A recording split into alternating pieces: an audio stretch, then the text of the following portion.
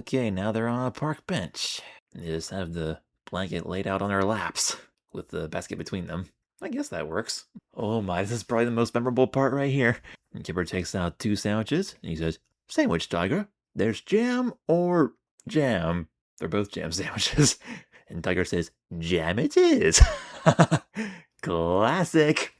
That's another line that I quote frequently to this day. Like, if me and my dad go to the grocery store and we're picking out rotisserie chicken, and if they don't have any of the other flavors like barbecue or rosemary, whatever, all they have are plain ones, my dad might say, "There's plain or plain," and then I'll say, "Plain it is." And just when they're about to start eating once again, they get attacked by a bee. They don't get stung by the bee, but it keeps buzzing around them, driving them crazy. And as Tiger's waving his arms all over the place, holding the sandwich, he, punches Kipper in the face with his sandwich. And if you look at this in slow motion, like there's this yellow splash there, so I guess there must have been butter in these jam sandwiches. Okay, well, I've never tried it that way, but I guess it works. And as Kipper gets punched in the face by Tiger's sandwich, he drops his own sandwich down on the ground. It splatters all over the place. And actually, there's 3 bees buzzing around now. And ew, they quick stand up and get ready to run away, but the blanket falls off of them and down the ground right on top of that slopped up jelly sandwich on the ground. But that blanket's kind of sticky now, but they don't even care. They quick close the basket and pick up the basket and the blanket and run away. And after they leave, we see the 3 bees buzzing around the sandwich and eventually landing on it, so I guess the bees are going to have a jam sandwich. And we got another fade to black, and here comes the next scene. They're sitting under a tree now. Now Tiger's surveying the basket to see what they have left. There's 2 jam sandwiches, he says, 1 bag of crisps, and 1 can of drink. I guess they must have left the other can behind somewhere. Fortunately, Tiger brought cups, so you just divide it up between the 2. And here come Pig and Arnold. They're not really causing any mischief now they've finished flying their kite. But Tiger does not like this idea because they don't have very much food left. And Pig just casually says, "Hello, Kipper. Hello, Tiger. Enjoying your picnic then?" Well, they're not really enjoying their picnic yet. They've been trying to enjoy their picnic all day. But they kept losing half their food and kept getting chased out of their picnic spots. And they're probably about to be again. And without even asking, Pig just reaches into the basket and grabs one of their sandwiches and starts eating it. And with his mouth full, Pig says, "Arnold's kite got stuck in the tree.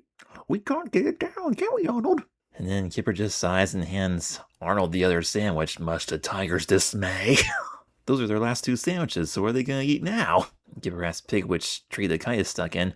Oh, now Pig's eating all their crisps too. He says, "It's in the old apple tree." And Pig just eats the whole bag and dumps the crumbs into his mouth when he's done. So I guess all their food's gone, because it was just 2 jam sandwiches and a bag of crisps and 1 can of drink. So Tiger closes the basket and picks up the can of drink. You notice Tiger just calls it drink. He doesn't say what kind of drink it is. Like, is it ginger ale? Is it Sprite? Is it 7-Up? I don't know. It's probably some other British brand I've never heard of. It might be Schweppes ginger ale, because I think they're sold all over the world. It reminds me of a scene from Mystery Science Theater 3000. Which movie were they reviewing? Let me look this up for a second.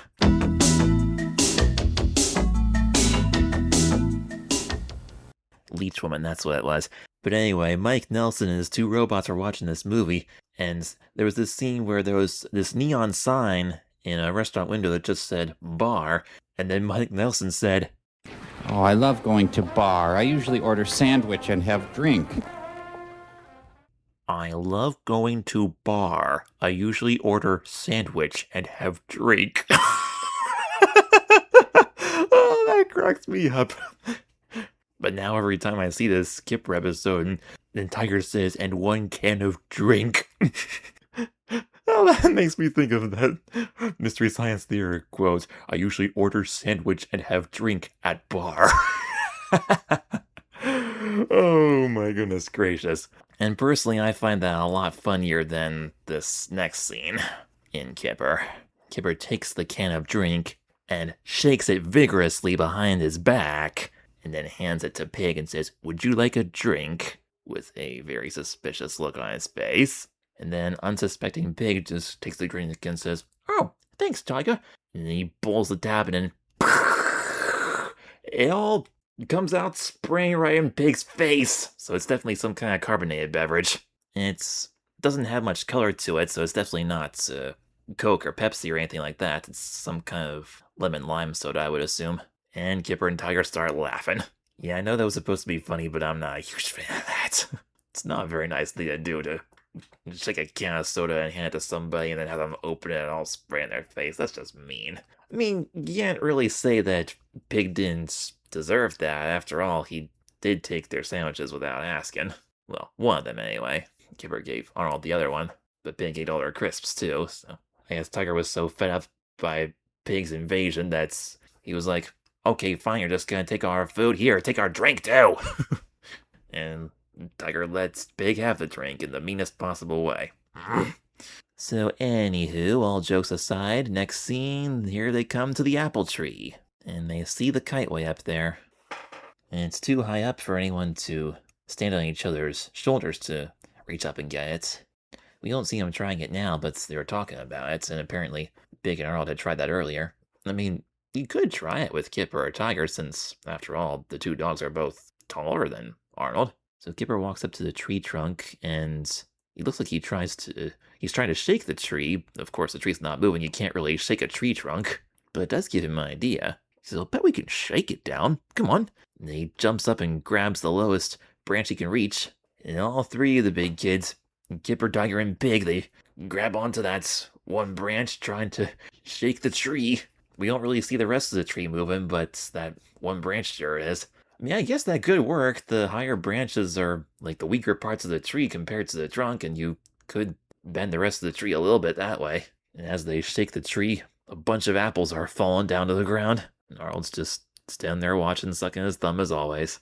And eventually, the kite does fall down out of the tree. And then Arnold just picks up and walks away. And they've been shaking the tree so much that dozens of apples are falling out and bonking them on their heads. And then we got a third fade to black here. A lot of fades to black in this episode. And this is the final scene. We've got all four of them. They got their picnic basket and the blankets. They're under the apple tree this time. And their basket is filled up with the apples that fell down. So, no sandwiches, no crisps, no drinks, but they got plenty of apples. And plenty for all of them to eat. As Kipper hands apples to everybody, Tiger says, looks like we've got our picnic after all. And Kipper says, yeah. And Kipper rubs his apple on his furry chest there to clean it, I guess. I'm actually not sure if that would help all that much, because I don't know how clean Kipper is after jumping into the duck pond.